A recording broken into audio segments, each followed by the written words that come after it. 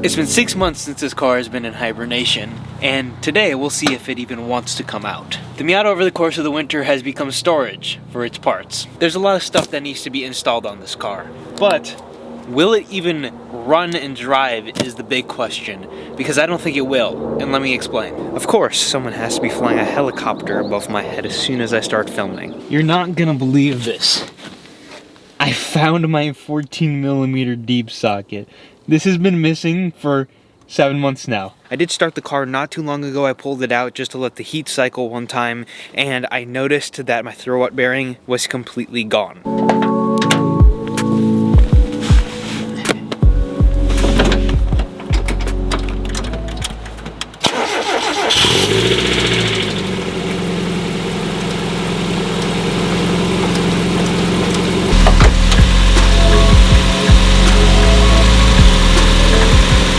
Motor's running like it should. Nothing really going on in here. Nothing too major, no problems, no issues. Might have been a little hard to hear me, but everything under here looks good. The motor's running nicely. I just turned it off.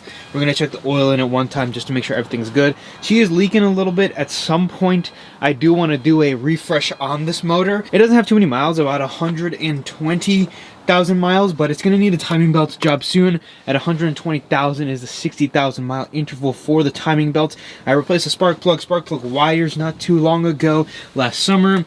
Oil, PCV valve, PVC valve, one of the two, forget what it's called.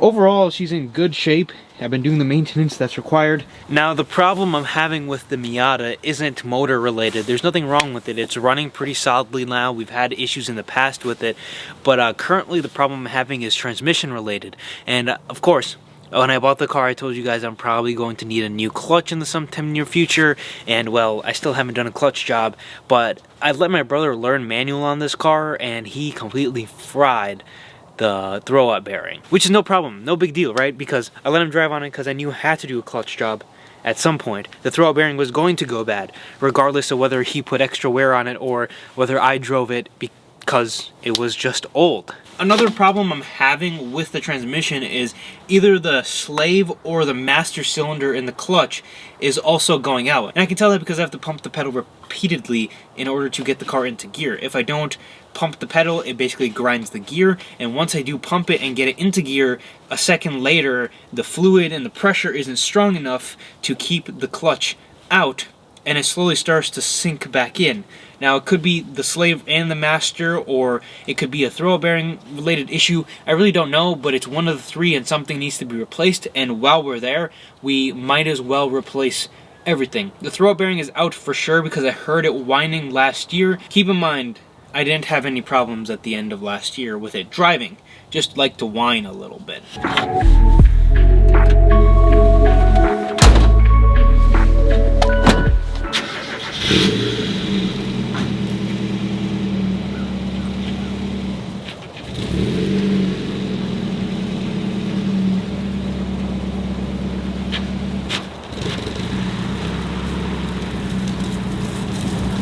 Well, I got the car up the driveway. If you guys saw there, when I put it into gear, it automatically started going. Because I had my foot on the brake, it almost stalled itself out. We got it up. Let's take it out for a little ride. I'll show you guys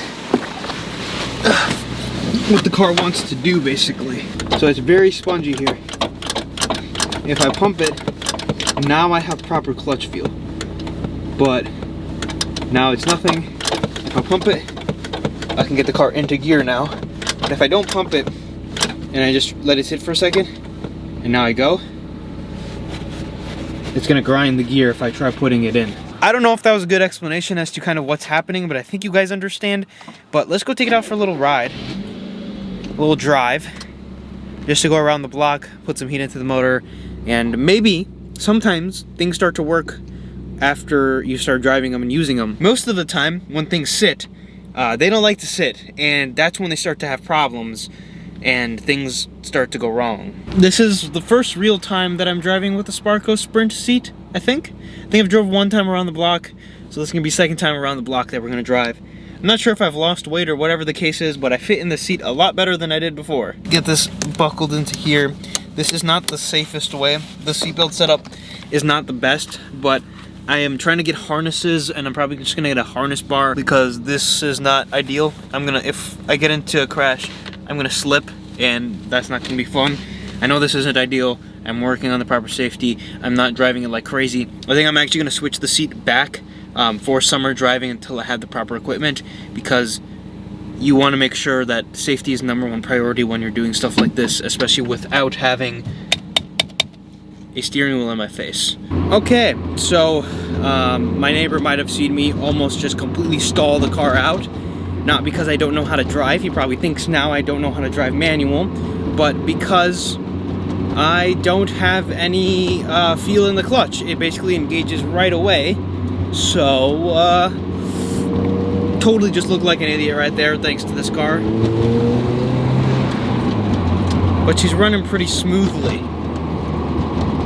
No real issues. I gotta figure out how to use the trans without a clutch getting out of first gear. Let's try our first little downshift here. So basically clutch in and double clutch the car is the right way. And those are a lot of stones. The streets are clean, but we could use a good rain or two. Yeah, so I had to stop and turn around. There's some kids playing in the street. Obviously do not want to mess with that. And I look like a total idiot once again because the clutch is completely gone. I'm gonna park this car before I get into any trouble because this is not safe to drive on. I'm going literally around my neighborhood right now where there's like no traffic, just up and down. I don't have to stop at all. Shouldn't have had to stop if the kids weren't in the road. I'm going to turn around, but I gotta fix this sooner than later. This is not ideal driving the car like this. I'm gonna switch into third. Instantly engages after like that split second. I guess I could double clutch, like a double clutch a downshift. It's still gonna burn a little bit, I suppose. Man, I just want to drive this car so bad. As you guys can tell, I'm back at home, so I'm going to swiftly, one-handed, turn into my driveway. Car's idling pretty nicely though, running pretty nicely. Nothing's wrong with the car other than this clutch issue, which is going to be resolved sooner than later. I gotta order the parts. Bucket seat life. The old man is definitely laughing at me. Who was outside with his kids? Like, what is this guy doing with this car? I mean, it's great when the car makes you look like a total idiot, you know? Like, it's fantastic trying to get the key out. It's just so cozy in here. Just gonna sit here for a second. Anyways, like I was saying, squeeze out of this car. There's a lot of things that this car needs, and the trans job is needed because my throwout bearing is completely gone, which is not safe to drive on. We had to test that. Definitely had to test that. I just remembered one more thing. The car needs an alignment. I didn't notice that when I was driving, but the car is going to need an alignment just so my tires don't wear unevenly or anything like that. The car is so slammed. I completely forgot that this car has the...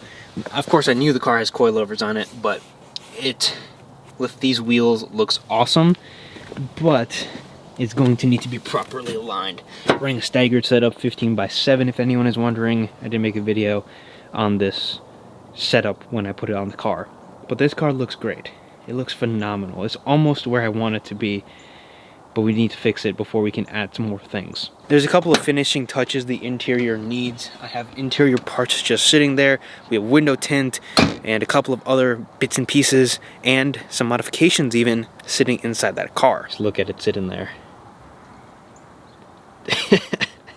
It's such a funny car. And then there's this one that almost looks like the Miata, but isn't quite a Miata. The RX-7 I might as well give you guys a little bit of an update on. I completely have this braking system torn apart, and that's because my brakes completely stopped working after a flush. I'm in the process of replacing parts for it. I'm replacing the master, but now the car just has no ignition. Like when I turn the key, it just does nothing because of something we might have done when I tried to fix the brake system. More to come on that. I did get wheels for the car. Sneak peek, that's all you guys get. If you saw it, you saw it. Once the car's fixed back on the road, I'll put some rubber on those and shake it down. I wanted to put the Miata where the RX-7 was, and I was hoping by this time that the RX-7 would have been fixed so I can start dialing the Miata back in. At one point, this car is going to get like a little bit more refreshing, but for now, it's really where I want it to be. I'm not gonna paint it, not gonna touch it up, not gonna do anything except just drive it and enjoy it, because I don't really want to spend any more money on it without getting these couple things dialed in and really enjoying this stage, because I feel like you should enjoy the stages of building a car, and this is like stage 1 in the build, where it's just the basic suspension bits, wheel upgrade, tire upgrades, and exhaust system from aftermarket that already came with the car. But you know, just a couple things, and then we'll step into like stage 2, which will make a little bit more power or something along that extent. There's a turboed Miata. It's a 1.8 liter 2nd gen that has a Flying Miata kit on it. Comment below if you think I should buy it, because I kind of want to.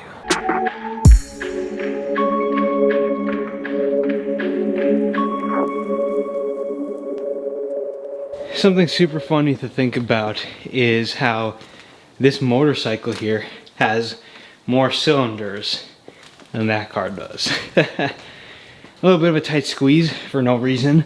I had a mile on this side. I was trying to get a good thumbnail, so that's why the car was so misaligned. But I thought I'd take the Miata out. I'm sure some of my Miata fans out there are wondering, where's my Miata and why haven't I taken it out, or am I taking the car out, or the stories behind it. You guys have seen plenty of the barn find car that I ended up selling a couple months back, but I still have my car. It's not going anywhere. I really enjoy owning this. In the next Miata video, you guys will see me changing out the clutch, the flywheel, and hopefully we'll have her back up and running. Now, it's not going to be anytime in the near future. Today's the 20th of March. My goal is by the end of April, beginning of May, to have this car and to take the RX-7 and the Miata, or the RX-7, the Miata, and the Corvette to the Wisconsin opener, which is on May 11th, I believe. It's a good goal for myself because by then the streets will be 100% clean. I won't feel bad about driving them. I'll have both the cars insured, both the cars registered. This car's registered, insured. The other one isn't, and that's a different story for another time. That's all I have for this video, though. Stay tuned for more content to come in the near future, and as always, check out another video, and I'll see you guys in the next one.